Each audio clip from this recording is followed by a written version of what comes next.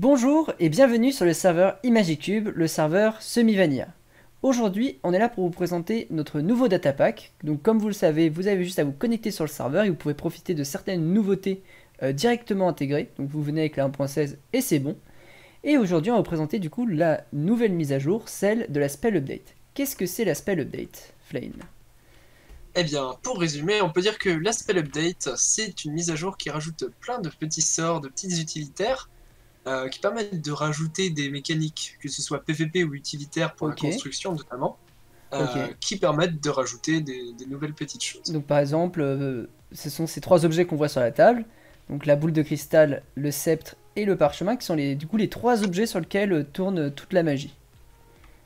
Donc en premier lieu, ce qu'on avait fait, ce qu'on a fait, c'est que pour commencer à avoir vos sortilèges, donc pouvoir utiliser la magie, comme par exemple ce sort de téléportation, je te laisse utiliser pour montrer un petit peu. Hop, Voilà, ici. tu t'es téléporté On ici. va vraiment Voilà, petit faire sort à de peu près tout ce téléportation. qu'on veut. Donc on a une dizaine de sorts disponibles et on va vous expliquer comment ils marchent. La première étape pour avoir vos sortilèges, c'est de passer par la table d'enchantement. Donc la première chose que vous devez faire, c'est avoir de l'XP. Donc une chose qu'on a rajoté aussi sur le serveur, avant d'avoir votre XP, c'est qu'il est possible maintenant avec vos fioles, comme ça, en frappant sur la table d'enchant, de récupérer et de sauvegarder votre XP. Donc ça aussi, ça va pouvoir vous aider à obtenir un minimum de 30 niveaux. Car pour avoir vos sortilèges, il faut avoir au minimum 30 niveaux pour commencer à débloquer les sortilèges sur la table d'enchantement. Et à partir de 50 niveaux, vous êtes sûr d'en obtenir. Donc je vais vous montrer comment ça marche. Donc je repasse en créatif. On va prendre un peu de lapis, un peu de livre. Donc vous avez vu que j'avais 60 niveaux, ce qui fait qu'à tous les coups, je vais avoir un sort. Là où à 30 niveaux, vous commencez à pouvoir en avoir. Et à 50, donc c'est à chaque fois. Donc, hop, par exemple, je prends un n'importe quel enchant, donc j'ai protection contre les projectiles, magie de souffle. J'ai quoi d'autre par exemple là? Je vais avoir magie d'envol. Donc on a une dizaine de types de magie qui vont du niveau 1 à 10. Mais à quoi correspondent ces niveaux, Flame? Alors, ces niveaux, en fait, sont les niveaux des sorts, donc ils sont tous équivalents entre eux, c'est-à-dire il ne faut pas se dire qu'un niveau 10 est meilleur qu'un niveau 1. D'accord? La différence, c'est surtout que c'est au niveau du style de jeu. C'est-à-dire qu'un sort de niveau 10 prendra beaucoup de mana et d'énergie qui sont marqués donc en bas de l'écran. Ok.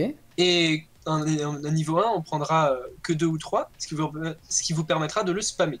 Donc c'est vraiment un choix de préférence et tous les sorts sont équivalents en niveau.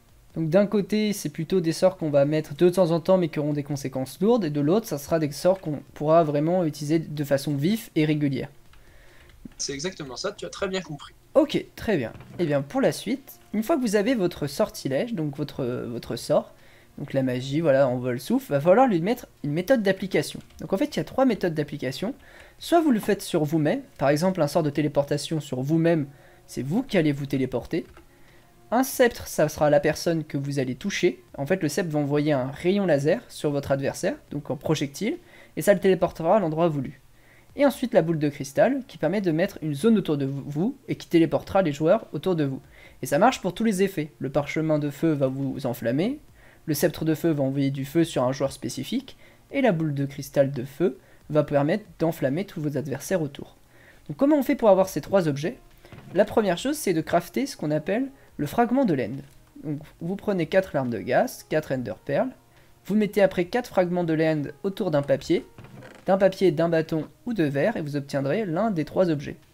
Une fois que vous obtenez ces objets, donc là on va prendre par exemple le parchemin, on va prendre l'un des sorts qu'on a obtenu tout à l'heure, donc je prends mon parchemin, je rajoute la magie, hop, j'ai la magie d'envol, et donc là à partir de là, une fois que je l'ai fusionné, et que je clique droit, hop, je vais m'envoler, donc magie d'envol. Et ça marche avec tous les sorts, si j'avais pris un bâton, donc on va tester avec le bâton, hop, petit bâton, je prends mon bâton, je prends la magie de souffle, et bien, par exemple, si je cible Flame, vas-y, et que je regarde un peu vers le haut, hop, je le projette. Donc voilà, ça marche comme ça. Exactement. Et donc, on va vous montrer ensemble, par exemple, quelques sorts, pour vous illustrer un petit peu tout ça. Donc le sort de souffle, hop, je vais prendre aussi le sort de feu. Voilà. Donc vas-y, je te laisse utiliser un peu sur moi. J'ai pris un sort pour soi-même, mais par exemple, tiens, si j'utilise le petit sort de feu en rayon, hop, et si tu es en survie, bien Ouais, évidemment. je passe en survie. Voilà le sort de feu Hop. qui va faire des dégâts sur la durée. Donc plus il a de niveau, plus vous allez prendre de durée de feu. Et chaque sort aura ses petites particularités qu'on vous laissera le soin De découvrir. Alors l'un des petits ajouts aussi qu'on a mis, c'est qu'en fait la durabilité n'est plus comptée un peu comme vous voyez pareil que d'habitude. Il n'y a plus une petite barre en bas. On a rajouté un affichage précis en fait. Donc là 100 pioches, ça veut dire qu'elle l'objet est à 100% de sa durabilité. Et si je l'utilise, hop, il passe à 99%. Donc c'est la même chose que des objets de Minecraft. Donc c'est comme des outils en fait, ça marche pareil. Faut voir ça comme ça, des outils ou des armes. Et il est possible, il me semble, de pouvoir De les enchanter. voilà, de les réparer. Comment ça marche? Alors on peut les enchanter tout simplement comme n'importe quel outil normal, on peut les enchanter avec solidité et raccommodage, ce qui vous permettra du coup de le réparer comme avec de l'XP comme n'importe quel outil. Ce qui est une petite chose très pratique. Donc quand vous verrez que votre petite pioche, voilà, que ce soit dans la main gauche ou la main droite, passe au rouge, quand vous serez vers 1 ou 2%, bah, ce sera le moment de lui mettre accommodage et solidité pour pouvoir un petit peu les garder en vie vos objets. Alors c'est bien beau d'avoir justement de la magie, mais en fait ce qui est intéressant aussi c'est de pouvoir s'en protéger, parce que c'est très puissant. Et c'est là qu'on a intégré en fait tout un système d'armure, donc on va y venir. Et juste avant de vous le montrer, on va juste vous montrer un dernier petit sort, le sort de craquellement en fait. Donc il y a quelques sorts utilitaires comme ça, qui vous permettent voilà, de modifier un peu les blocs. Vous voyez que ça en fait ça mélange un peu les blocs. Donc il y a quelques sorts comme Ça ça. permettra de rajouter du détail à vos constructions. Voilà, des sorts un peu utilitaires orientés construction. Donc, je le range le sort. Et on va passer maintenant à tout ce qui est armure et protection. Donc comment ça marche ces protections Flame? Alors, pour notre système, on a rajouté un système d'armure magique, c'est-à-dire que du coup nos armures ont deux statistiques, une armure physique et une armure magique. Donc comme vous pouvez le voir, le cuir et la maille ont une faible résistance physique, mais une très bonne résistance magique. Là, c'est l'inverse pour l'armure en diamant et en netherite qui ont une très bonne résistance physique mais une piètre résistance magique. Ok. Quant à l'armure en or et en fer, elles sont équilibrées. Donc en Alors, fait, qu'est-ce que c'est la différence entre l'une et l'autre? ok. Surtout qu'il existe deux types d'armures, les armures légères et les armures lourdes. L'armure légère vous permet de vous déplacer un tout petit peu plus rapidement que l'armure lourde, Ok. qui est un bonus non négligeable en PvP. Et nous allons peut-être pouvoir tester un petit peu ces valeurs Ces d'armure valeurs. magique. Donc si je comprends bien en fait, on n'a pas vraiment changé les valeurs physiques de base, c'est-à-dire que l'armure en cuir est toujours faible, et puis plus on va vers la droite, plus la netherite est fort. Mais par contre, on a inversement mis de façon proportionnelle de l'armure magique, c'est-à-dire que l'armure en cuir est très fort en magie, tandis que l'armure en netherite a très peu de magie. Donc tout ça, C'est exactement ça. ça permet en fait d'ajouter une certaine diversité dans le choix des armures. Sachant que voilà, pour chaque version, il y a une version lourde et une version faible. C'est-à-dire une version légère. Celle-ci est plus légère, donc un peu plus vite. Mais du coup, elle perd un petit peu plus un peu de puissance. Là où la netherite a un peu plus de puissance en termes d'armure physique et d'armure magique. Donc comme tu l'expliquais, on va pouvoir voir ça visuellement avec visuellement avec le sort d'envol. Donc je te laisse te mettre à côté des armures. Donc là, on a un joueur classique qui n'a pas d'armure. J'utilise le sort d'envol. Vous voyez que tout le monde vole. Et qu'en fait, l'armure lourde, elle tombe en première. L'armure, on va revoir. L'armure lourde, elle tombe en première parce qu'elle résiste au sort. Et l'armure légère va un peu plus haut parce qu'elle résiste moins au sort, en fait. Et comme vous pouvez voir, c'est Flame qui va le plus haut entre toutes les armures. Parce qu'il n'a pas de résistance. Puisque je n'ai aucune résistance magique. Donc je refais une dernière petite fois. Vous voyez que l'armure en maille, elle tombe direct. Après, c'est l'armure en fer, puis l'armure en or, la netherite et la diamant. Donc c'est par paire. Et donc bien sûr, la netherite est lourde, donc vous allez aller moins vite. Et tandis que l'armure en diamant est un peu plus légère, donc vous irez un peu plus vite. Là aussi pour l'or, là aussi pour le cuir. Ce sont des très faibles statistiques, mais qui seront non négligeables en PvP. C'est un peu l'idée. Exactement. Voilà, donc c'est un peu l'ensemble, mais ça ne suffit, on ne s'arrête pas là. On a aussi rajouté le fait que l'armure en cuir va protéger aussi des enchantements. Donc en fait, chaque armure va avoir une nouvelle statistique, comme vous pouvez le voir en bas. Là, avec l'armure en maille, j'ai 32 étoiles, ce qui veut dire j'ai 32 de résistance magique.